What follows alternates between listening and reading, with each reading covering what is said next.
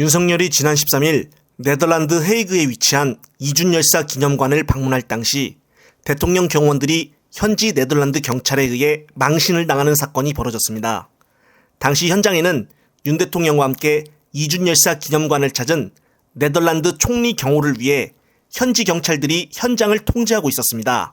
그런데 그런 와중에 현지 경찰들 앞으로 남녀로 구성이 된 대통령 경호요원 2명이 큰 검정 우산을 들고 나와 취재 중이던 서울의 소리 기자 시야를 가리며 취재를 방해하기 시작했습니다. 그러나 이들은 곧 현장에서 이런 상황을 지켜보고 있던 현지 경찰들에게 제지를 당했습니다. 특히 차도 중간에 서 있던 여성 경호요원 같은 경우 도로에서 나가라는 훈계와 함께 손으로 강하게 밀침을 당하며 쫓겨났습니다. 정말로 창피한 점이 대통령실 경호실은 국내에서 버젓이 자행하고 있는 취재방해 행위가 해외에서도 통할 줄 알았나 봅니다. 비도 안 오고 있는데 하나같이 들고 있는 저 커다란 검정 우산을 보면서 참 한심하다는 생각이 들었습니다. 한편 이낙연 전 대표가 신당 창당을 한다고 하여 여기에 대해 강북구의원이 아주 강력한 표현을 해서 관련된 영상 보고 이어가겠습니다. 당연히 저는 사쿠라라는 표현보다는요. 어쨌거나 전 이낙연 전 대표잖아요. 대표였고 그리고 또 우리 당의 배출한 국무총리였고 맞습니다. 그리고 또 우리 당에서 공천해갖고 전남도지사까지 지냈고 이런 분이 명분도 없이 그리고 공감도 없이 나가겠다 그리고 당을 창당하겠다. 저는 사쿠라 왕사쿠라고요.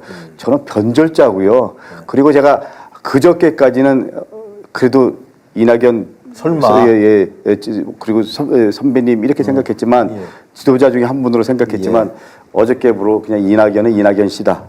그리고 이제 이낙연은 저는 역사의 변절자다.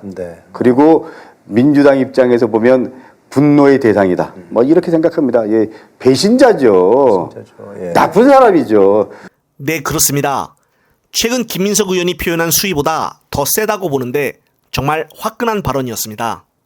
한편 서울의 소리 백은종 대표가 대검찰청에 윤석열 부부를 청탁금지법 위반 및 뇌물수수 혐의로 고발한 사건이 서울중앙지검 형사 1부에 배당이 됐습니다. 지난달 화제가 되었던 이정섭 검사 천암댁 고발 사건 역시 서울중앙지검 형사 1부에 배당이 되었는데 현재 형사 1부장은 김승호 검사입니다. 형사 1부는 1차장 소속하에 있는데 현재 1차장 검사가 바로 김창진 검사입니다.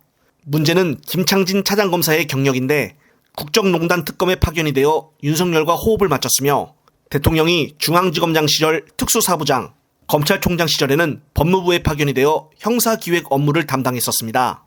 또한 한동훈 법무장관 청문회 준비단에 파견된 전력이 있습니다. 이원석 검찰총장과 송경호 중앙지검장, 김창진 차장 라인에서 과연 공정하고 상식에 부합하는 수사가 이루어질까요? 현재 이정섭 차장에 대해 압수수색을 한 지가 3주가 지나가는데 뭐가 어떻게 돼가고 있는 것인지 아예 얘기조차 나오지 않고 있습니다. 한편 오늘 MBC 뉴스외전에 출연한 김종민 의원이 민주당 지도부가 유튜버들을 제재하지 않고 있다라고 말하여 논란을 주고 있습니다. 김종민 의원은 지금은 뉴스를 안 보고 다 유튜브를 보고 있는데 이른바 민주당 주변 유튜브가 전부가 친명 유튜브여서 친명 영향력이 더 클 것이 아니냐라고 목소리를 높이며 여기서 친명은 당선, 비명은 낙선 이렇게 몇 달 전부터 지금 운동을 하고 있다라고 말하였습니다. 그러므로 이것을 지도부가 아무런 제지를 안 하고 있다고 말하며 이런 것들이 편파적인 것이고 공정 경선을 방해하는 것이라고 주장했습니다.